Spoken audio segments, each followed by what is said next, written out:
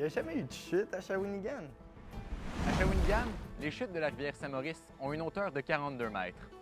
Elles sont localisées dans le contrefort des Laurentides, juste à la jonction de deux grands ensembles géographiques du Québec, la vallée du Saint-Laurent et le bouclier canadien. Quelques comparaisons avec d'autres chutes célèbres. Les chutes Niagara ont une hauteur de 52 mètres et la chute Montmorency est de 83 mètres.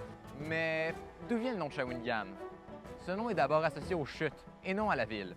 En fait, les historiens proposent plusieurs significations à ce nom. En voici quelques-unes.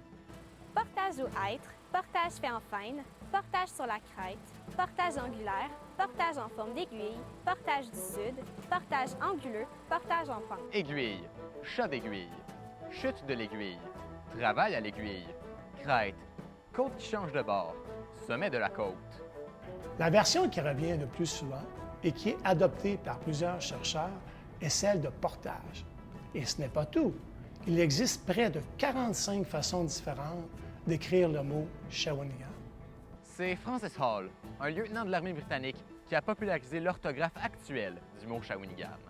On retrouve ce mot dans un recueil volumineux qu'il a publié en 1818 où il relate ses voyages au Canada et aux États-Unis, dont celui aux chutes de Shawinigan.